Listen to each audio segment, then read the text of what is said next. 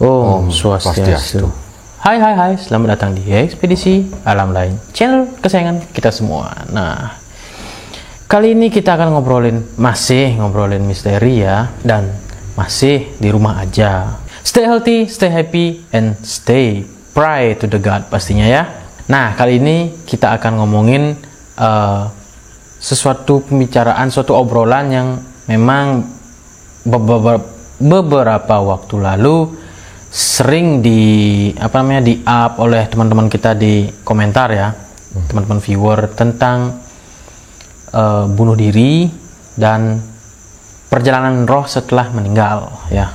Tapi sebelum kita membahas hal itu lebih jauh, seperti biasa saya ingin mengucapkan terima kasih banyak buat teman-teman yang sudah share, yang sudah subscribe, yang sudah like, yang sudah nonton. Terima kasih banyak. Buat teman-teman yang ingin membeli merchandise asli Ekspedisi Alam Lain, bisa kalian cek di Tokopedia dengan nama toko Sal Official Store.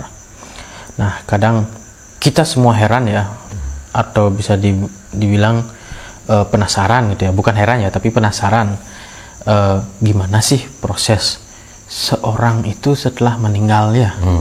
Apalagi kalau di ajaran agama kita semua dikatakan ada perjalanan setelah meninggal untuk melanjutkan dihukum atau tidak dihukum. Pokoknya gitu. Ada kehidupan setelah meninggal, ada perjalanan roh manusia setelah meninggal ya, setelah kematian. Perjalanan roh manusia setelah kematian itu ada, dan kehidupan dunia lain itu ada.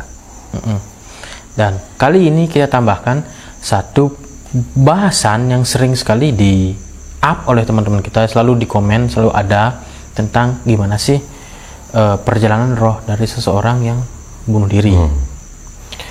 Oke, langsung saja Gus Rupin. Di sini saya membuat video ini agar Anda tidak melakukan hal ini. Iya. Karena bunuh diri itu dilarang oleh agama manapun. Ini sudah dilarang oleh Tuhan dan dibenci oleh Tuhan. Orang bunuh diri dibenci oleh Tuhan karena tidak mensyukuri menjadi manusia, itu saja. Dalam keadaan sekarang lagi ini di 2020 ya, kita sedang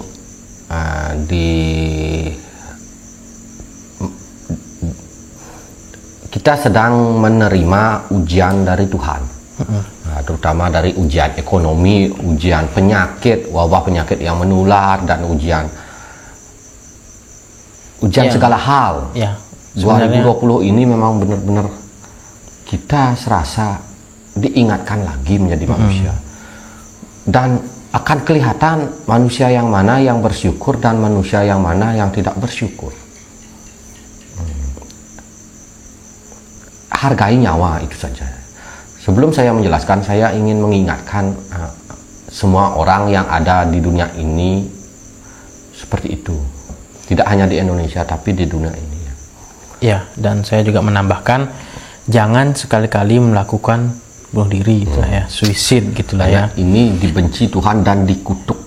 Iya, kalau misalkan tidak ada jalan lain, ngomong ke teman-teman atau share tentang masalah apa yang sebenarnya terjadi dalam hidup teman-teman, atau bisa share ke kita juga bisa. Ya, biasanya orang melakukan bunuh diri ada penyebabnya.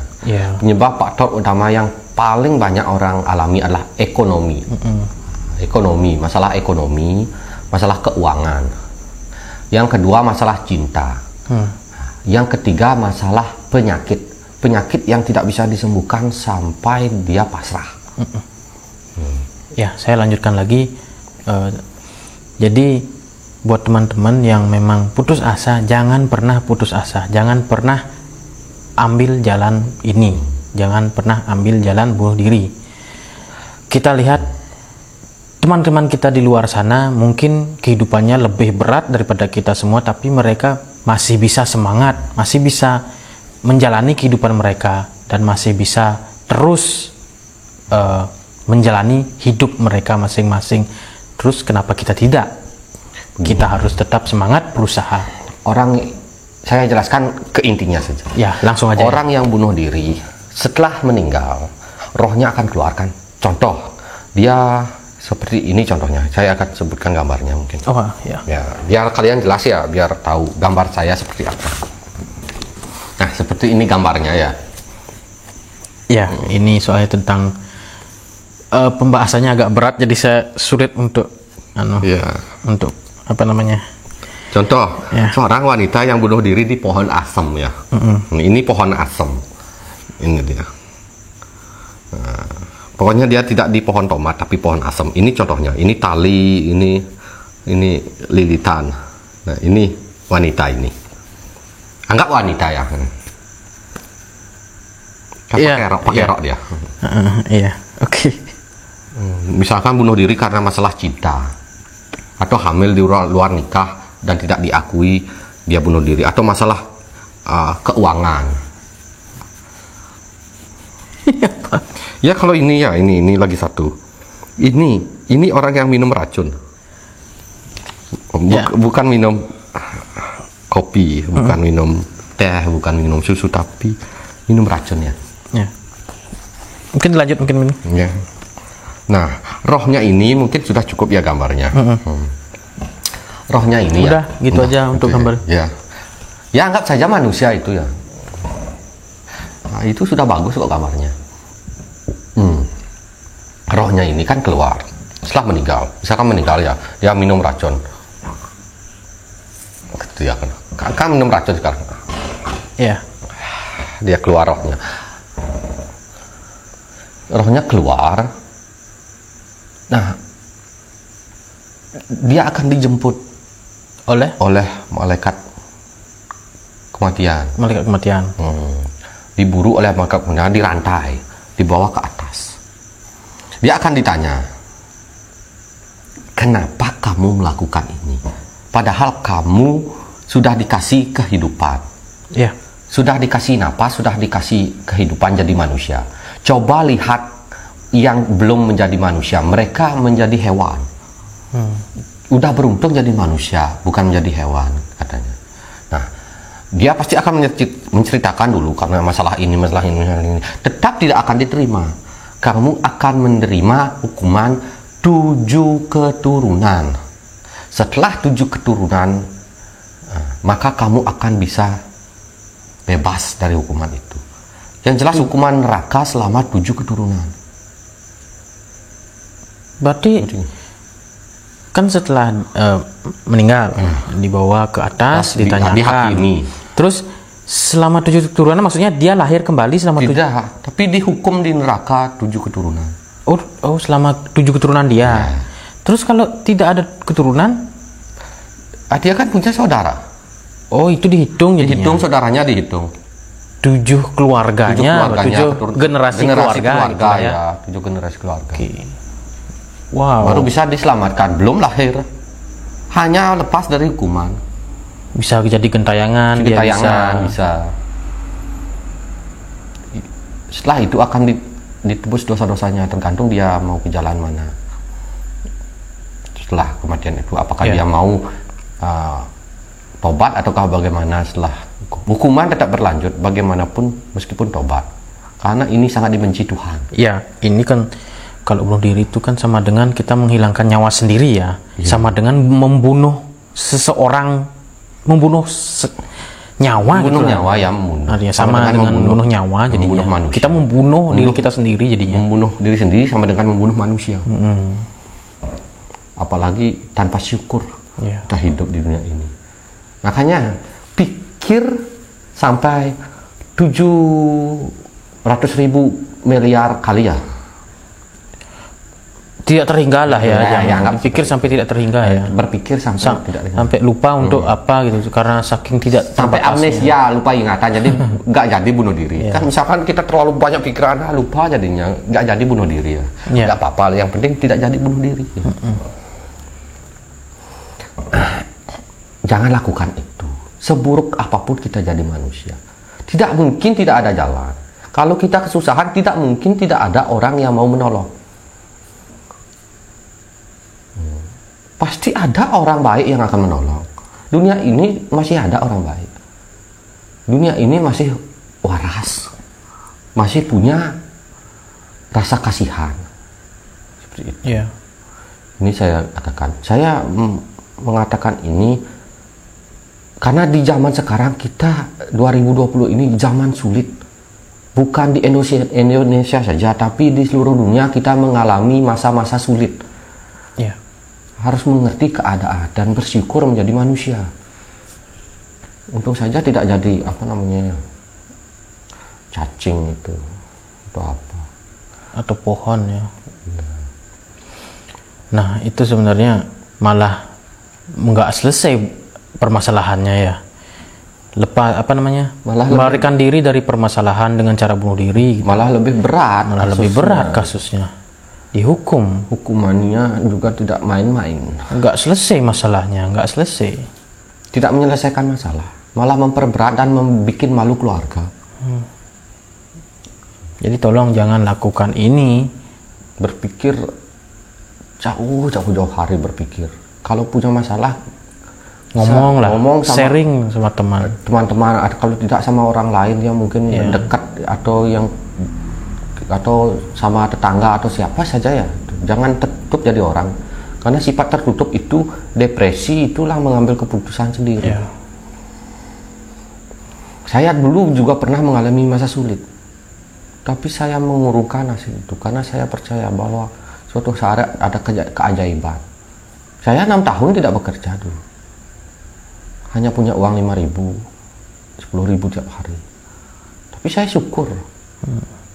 Nah, karena rasa syukur itu mungkin saya diterima, dikasih anugerah. Ya, intinya jangan putus asa sih sebenarnya. Pasti ada jalan keluar. Oke. Next, selanjutnya membicarakan tentang perjalanan ya. Perjalanan roh setelah meninggal. Selain bunuh diri. Kalau selain bunuh diri itu diterima oleh Tuhan. Misalkan meninggal secara wajar. Karena sakit mungkin. Kalau meninggal tabrakan pun diterima oleh Tuhan. Meninggal dibunuh diterima oleh Tuhan. Meninggal sakit diterima oleh Tuhan. Satu yang tidak diterima, meninggal bunuh diri. Itu. Catat ya. Catat garis besar ya. Sebesar planet Jupiter ya. Sebesar matahari garisnya. Oke, gimana perjalanannya, Bin? Ya secara garis besar lah. Secara garis besar biasa sih. Dia keluar, maka akan dijemput, tapi tidak dirantai. Oke. Beda dengan bunuh diri, dirantai dia. Kalau ini tidak dirantai, diantar ke atas, disuruh berbaris menunggu antrian. Kalau orang bunuh diri tidak perlu diantri, langsung diambil, langsung diajak. Ruang khusus itu ruang khusus itu ruang investigasi khusus di sana. Beda ya, seperti orang-orang mati biasa. Nah, kita mengantre di sana. Nah, sedangkan ketika kita mati ya, 4 saudara kita yang lainnya ini, nanti saya ceritakan tentang 4 saudara kembar kita dibawa lahir ke dunia. Nah, 4 saudara yang dibawa lahir ke dunia yang bersamaan dengan kita. Nah, ini akan lepas dari tubuh. Roh asli kita akan mengalami suatu penghakiman di dunia atas. Kita seperti berbaris seperti itu. Roh itu transparan, hanya ada di sini bentuk cahaya kecil di sini. Roh, kunci roh. Yang lainnya jiwa. Jiwa yang 4 ini jiwa, bukan roh, tapi jiwa. Apakah mereka mengetahui informasi tentang kehidupan? Tahu, tapi hanya 1-5% tahu informasi, tidak lebih. Jadi kenapa manusia itu tidak mampu untuk mengetahui informasi lebih meskipun kerangsukan 100% sampai itu informasinya? Karena jiwa yang memasuki, bukan roh. Bisa sih roh kemasukan, tapi itu kemungkinannya sangat kecil kecuali ada izin dari yang kuasa, ada izin dari malaikat kematian. Jiwa ini maksudnya energi ya? Bukan. Lebih ke jiwa. Kalau di Bali disebut kandepat. Kalau di Jawa mungkin sedulur papat. Ya. Itu mungkin yang disebut sebagai residual energy. Bukan energi biasa, tapi residual energy dia maksudnya. Ini yang sering orang lihat secara mata batin di dunia ini. itu bukan roh, tapi itu lebih pada residual energinya atau saudara empat kita yang kita bawa lahir. Makanya informasi yang kita dapatkan sangat sedikit sekali. Oke, paham saya. Hanya sifat saja empat ini. Ada sifat baik, dua jahat. Dua baik, dua putih, dua hitam. Itu saja mungkin. Di dalam antrian itu nanti kita akan bertemu setelah giliran kita akan ditanya di dunia ini. Kapan kamu mati? Namamu, nama lengkap.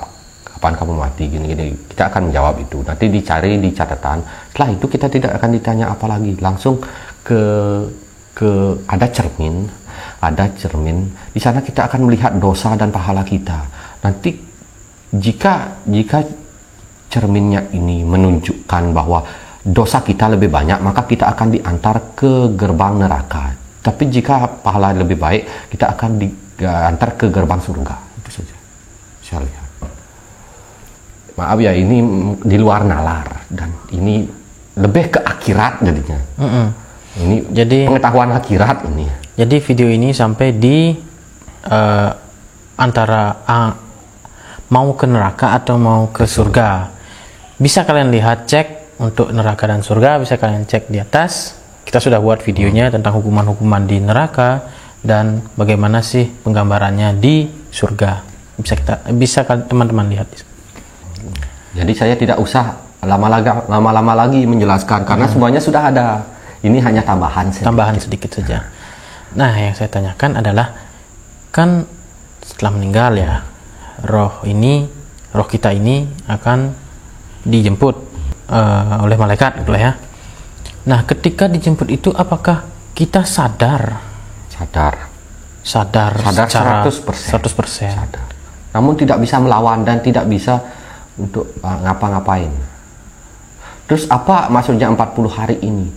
Nah, selama 40 hari kita memang tidak dihukum di dunia ini, tapi kita bisa melihat keluarga kita di dunia ini. Maksudnya setelah kita meninggal kan dijemput, dihakimi. Setelah itu diberi waktu 40 hari untuk bisa melihat keluarga kita, tapi jarak jauh. Tidak di samping keluarga, dari sana. Kita diberikan kesempatan, kerinduan kita sebelum dihukum. Bukan di dunia ini kita melihat, tapi di atas, dari atas. Mungkin yang di dunia ini hanya residual energi saja berkeliling di samping rumah. Berarti mirip seperti telepati gitu, melihat dari jauh gitu. Iya, melihat telepati dari jauh itu ada air. Di sana kita melihat saudara kita gitu ya. Setelah itu baru kita dihukum setelah 40 hari. Setelah upacara, biasanya setelah 40 hari itu kan sudah selesai upacara sebagai manusia, baru kita dihukum. Kalau tidak diupacara ya kita gentayangan di sana. Di sana gentayangan. Makanya harus ada upacara agama, harus ada upacaranya.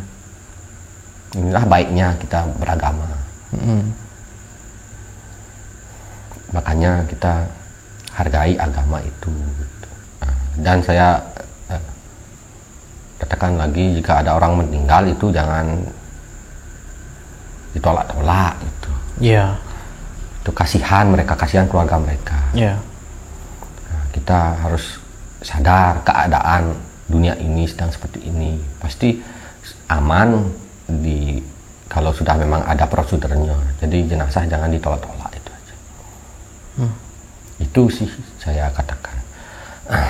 Tidak lebih syukuri hidup, berpikir 700 ribu miliar kali ya untuk bunuh diri. Itu saja. Nah, tadi kan disebut roh kita kan dijemput oleh malaikat. Terus di dunia ini masih ada 4 saudara kita gitu. 40 hari saudara kita akan di dunia ini akan gentayangan. Itu maksud saya tadi tak tanyakan. Nah, saudara ini tempat selama 40 hari berarti ada di. Mereka tahu informasi tapi hanya sedikit. Mereka jarang mengucap nama, mengucap saudara, mengucap teman. Yang mereka ingatkan hanyalah sifat-sifat. Ada yang bersifat baik, ada sifat jahat. Paling pesan-pesan yang diberikan. Jadinya, jika yang baik-baik ini pesan pasti baik. Jika yang jelek-jelek pasti pesan jelek-jelek. Jadi mereka hanya memberikan pesan. Ya. ada pesan-pesan yang mungkin di dalam memori saudara-saudara empat kita tersimpan, residual energi kita. Memori dan historia mereka ya.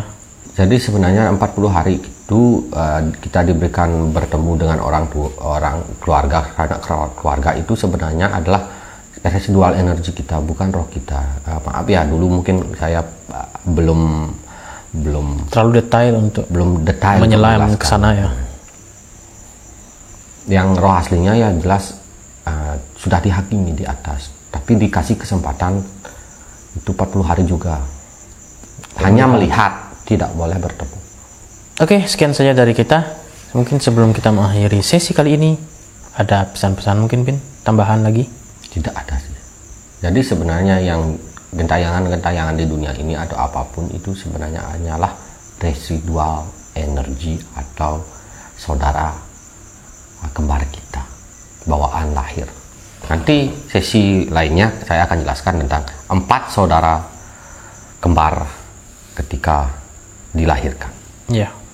Oke, sebelum kita mengakhiri sesi kali ini, seperti biasa, jangan lupa di-share, di-subscribe, di-like, dan kalau teman-teman punya pertanyaan silahkan tanyakan di kolom komentar atau tanyakan di media sosial kita. Jangan lupa untuk klik lonceng agar teman-teman bisa langsung mengetahui video terbaru kita agar tidak tertinggal. Dan saya tambahkan sedikit, boleh percaya boleh tidak. Saya bukanlah orang sakti dan orang pintar ya. Yang penting saya melihat seperti itu. Jadi semuanya tergantung penonton, boleh percaya boleh tidak. Dan ya, saya kasih pesan sedikit, syukuri hidup ini. Dan selalulah berdoa kepada Tuhan pastinya. Oke, kami undur diri. Saya Yogi. Saya Gus Robin aja. Brahma Santi. Om Santi Santi Santi Om. See ya.